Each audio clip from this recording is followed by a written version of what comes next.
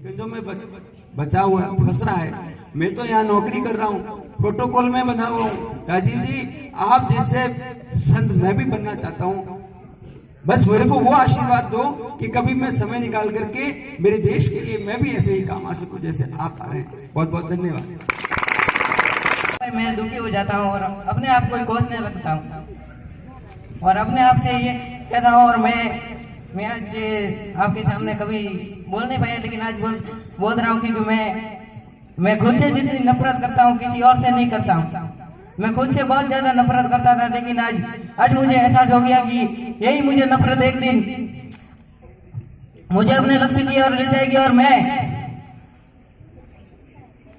मैं कुछ इस देश के लिए मैं कुछ कर पाऊंगा। मुझे आज यकीन हो गया है और मैं ये खुद से आज पता चल गया है मुझे कि मैं भी कोई आम इंसान नहीं हूँ। मैं भी एक दिन इतिहास रचूंगा और मैंने आज ये खुद में आज खुद को देखा है। बहुत कुछ सीखा है इनसे। इन्होंने मुझे टेंशन दूर करना सिखाया है और फिल्म का असली हीरोइन बनाई है। मेरा मन पढ़ाई में नहीं लगता है, मुझे पढ़ाई अच्छी नहीं लगती है, बट फिर भी मुझे पढ़ना पड़ता है।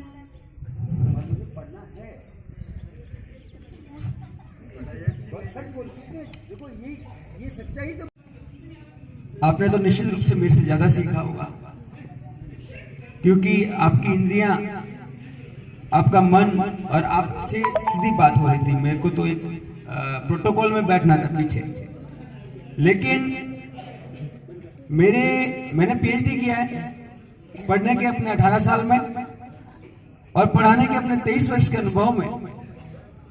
जो हमारे पाठ्यक्रम में कहीं पीछे छूट गया है और हमारे देश को, जिसके हर बच्चे को आज बहुत ज्यादा जरूरत है, न जाने मैं भी नहीं दे पा रहा था वो चीजें, वो कौशल मैंने भाई राजीव जी से सीखा। और गुरु दक्षिणा के रूप में राजीव जी से ये निवेदन जरूर करूंगा कि जब भी आप आदेश करेंगे, जैसा आदेश करेंगे, मेरे से जितना यथाशक्ति बन पड़ेगा, मैं भी इस राष्ट्र प्रेरणा, राष्ट्र के यज्ञ के लिए आपके लिए हमेशा प्रयासरत रहूंगा। और आपको विश्वास दिलाता हूं कि ऐसे ही बच्चे, एक राजीव नहीं, यहाँ पे मेरे को यहाँ राजीव बनाने हैं। नाम भले ही बदल जाएगा, लेकिन काम राजीव जी आप जैसा करेंगे मेरे बच्चे, ये आश्वासन देता हूं।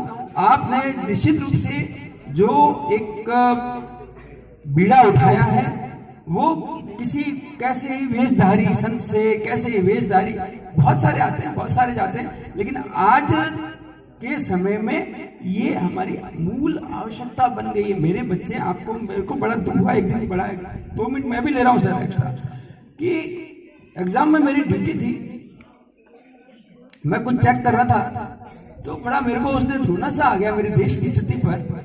आपको तो पद तक मेरी भावना बच्चों तक नहीं पहुंच पाई उस दिन। बच्चे पासवर्ड रख रहे थे, मैं कहा ये क्या पासवर्ड है, ऐसा बड़ा अजीब सा गरीब सा पासवर्ड था। तो एक आपने एग्जाम, क्या गेम का नाम क्या था बच्चों, फ्री फायर। मुझे पता चला जब मैं, तो क्या क्यों खेलते हो, क्या है ये चक्कर, तो मेरे को पता चला कि भाई इससे थोड़ा बहुत कमा लेते हैं, 500-1000 रुपया। कभी आईडी 500 वाली आईडी होती है, तो वो मेरे को ऐसे समझ में आया कि वो 2000-3000 में भी बिक सकती है। वो बच्चा उस दिन से उस प्रयास में लग जाता है। मोबाइल का, गेम का तो आनंद आ रहा है, साथ में थोड़ा सा कमाने की भी इच्छा होती है, और आईडी खरीदते हैं चुपके से, फिर उसमें खेल रहे हैं। माँ बाप सोचते हैं बच्चा अरे ऑनलाइन पढ़ रहा है, एग्जाम के दिन में भी वही चल रहा है। बात सीखी है कि जरूरी नहीं कि हम पढ़ाई ही करें, जिस चीज में हमारी रुचि है उस चीज की तरफ हमें आकर्षित होना चाहिए।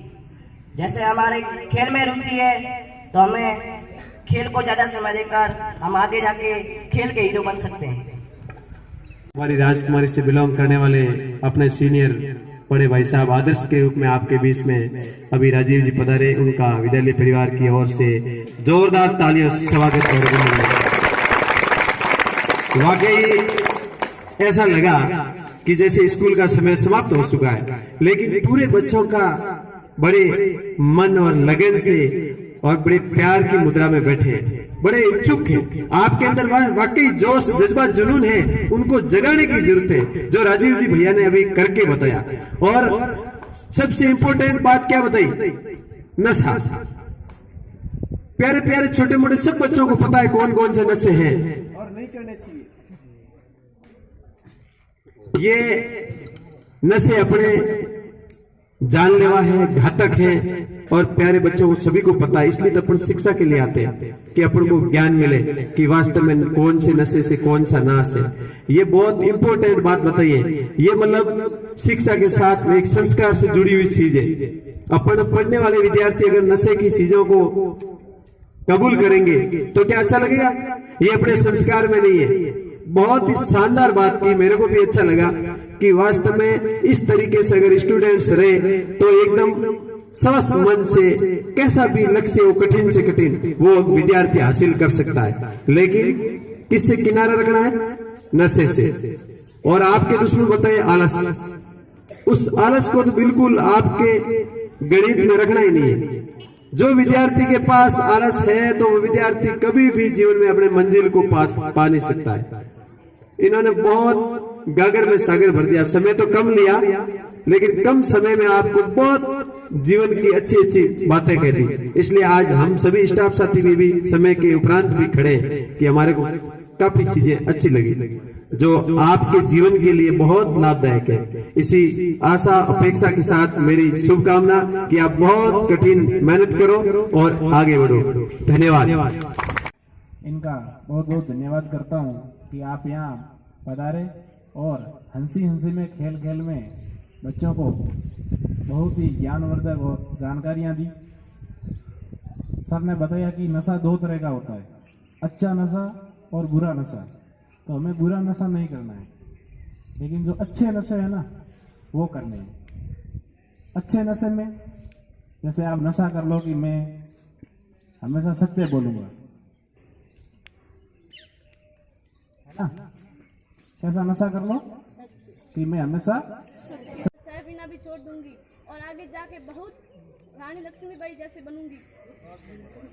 सबसे पहले मैं ये बोल रही हूँ, सर ने सिखाया है कि आज के बाद कभी नशा नहीं करना चाहिए। नशा से हमें बहुत बीमारी होती है, कैंसर वगैरह सब होता है। इसी बीमारी से हमें बचना चाहिए, कभी नशा नहीं करना चाहिए और मोबाइल फ़ोन नहीं देखना चाहिए। मोबाइल से बहुत बीमारियाँ होती हैं।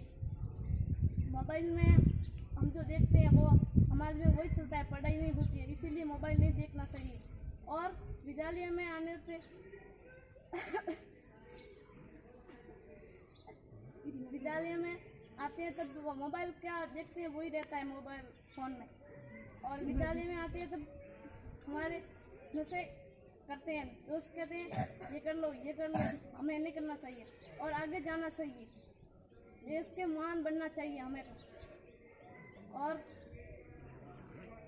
आज सर ने बताया इस बारे में। मैं कक्षा 8 में पढ़ता था, तब मैं नौरा जाता था प्योर एजुकेटर पढ़ने।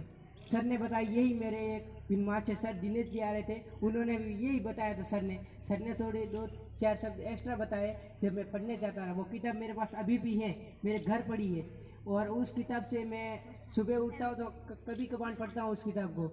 और प्योर एजुकेटर में मुझे ये क्षमता मिल रही थी कि नशा नहीं करना चाहिए कभी भी। अपने देश को सुधारना है तो नशा कभी भी मत करना, और नशा करते हैं उनको भी कहना है कि नशा मत करो। और नशा करते हो तो करते क्यों? क्या आपको रोटी खाते हो तो पच नहीं रही है? यही हो रहा है, नशा करना नहीं चाहिए। और हमारे साथी हैं उनको भी बोलना है कि नशा नहीं करना चाहिए। धन्यवाद। जो हमने आज सीखा है वो मैं बताने जा रहा हूँ। एक पहली चीज़, दुनिया में कैसे भी चीज़ हो, नशा नहीं करना चाहिए। और जो नशा करता है उसको बताना चाहिए कि नशा करने से ये होता है और नशा करने से बीमारियां होती है। फोन से अपने माइंड में एक ऐसी सांप सट जाती है जो कभी निकलती नहीं, और निकलती है तो फिर वो बार बार आती नहीं। और जो हमने सीखा है उनसे हमें ये प्रेरणा मिली है कि जितना भी कष्ट हो, जितना भी तनाई हो, अपनी जिंदगी में कभी भी नशा करना नहीं चाहिए। और दुनिया में सबसे आगे बढ़ना चाहिए।